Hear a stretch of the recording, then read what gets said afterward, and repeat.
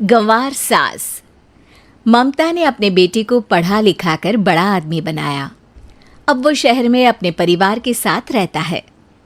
एक दिन ममता का बेटा रोहन अपनी पत्नी आलिया से कहता है, अरे आलिया सुनो, माँ अब से गांव में नहीं रहेगी, वो हमारे साथ यहीं रहेंगे शहर में। उनका कमरा आज नौकर से बोलकर अच्छे से साफ करवा देना। ओह, आज तो मेरी किटी पार्टी है, फिर मुझे जिम और फिर शॉपिंग। ठीक है, कल करवा दूंगी। अच्छा, लेकिन माँ के सामने ये कपड़े नहीं चलेंगे। हाँ, तुम्हें साड़ी या सूट पहनना होगा। अरे बिल्कुल भी नहीं। मेरे मम्मी पापा ने इतना पैसा लगाकर शादी इसलिए नहीं की थी कि मैं अपनी मर्जी के कपड़े पहन ओढ़ भी ना सकूं। अरे चलो, गुस्सा मत हो, लेकिन कुछ दिन तो माँ की खुशी के लिए कर सकती हो ना। लेकिन आलिया मानती नहीं। माँ आती है सिंपल सी साड़ी, झोला और चप्पल पहनकर। अरे रोहन, मैं इनके साथ कैसे रहूंगी? मेरी फ्रेंड्स क्या कहेंगी? ये तो पूरी गंवार लग रही है। आलिया, माँ गांव में रहती थी इसलिए ऐसी हैं। तुम आज ही माँ के साथ जाकर उनकी पसंद की शॉपिंग करवा देना। इनके साथ घर के अंदर रहना मुश्किल है, बाहर तो मैं कभी भी ना जाऊं। रोहन को आलिया पर गुस्सा आ जाता है। माँ, ओ माँ। हाँ बेटा।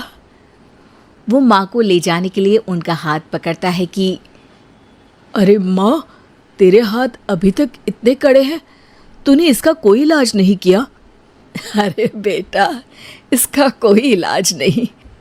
वैसे भी मुझे कोई शर्म नहीं कि मेरे हाथ मुलायम नहीं है, क्योंकि इन्हीं हाथों से मेहनत कर मैंने तुझे बनाया है बेटा। अगले दिन।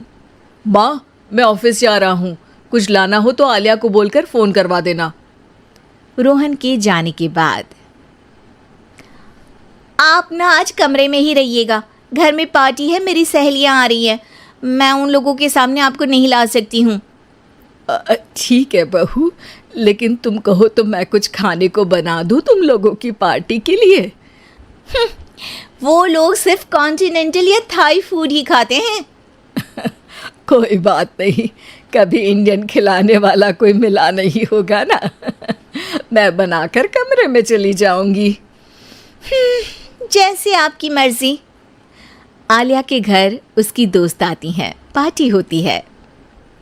अरे वाह आलिया, ये क्या है खाने में? बड़ा ही स्वादिष्ट है यार, इसकी रेसिपी मुझे चाहिए। हाँ, और ये दाल, ओ माय गॉड, मैंने तो किसी 5 स्टार में भी ऐसी दाल नहीं खाई है यार। तू कुक को यहाँ बुलाना।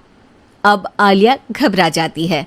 हाँ हाँ हाँ, क्यों नहीं। माँ जी ज़रा बाहर आइए।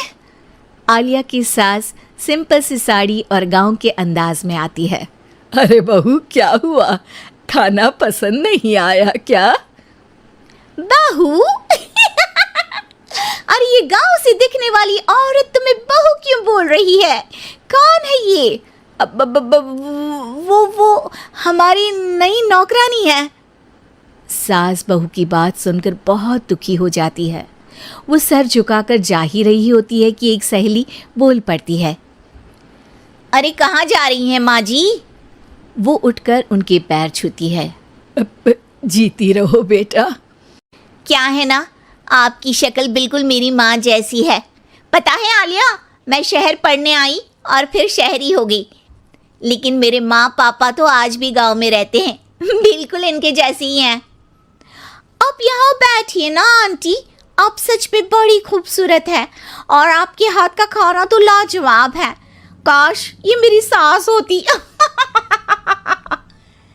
सभी सहेलियां सास को घेर कर बैठ जाती हैं और उनसे खाने की रेसिपी पूछ रही होती है कि तभी घर की बेल बजती है और रोहन आता है।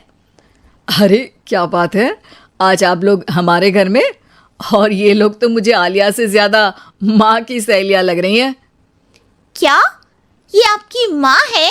लेकिन आलिया ने तो कहा कि ये उनकी नौकरानी है और इन्होंने भी नहीं बताया।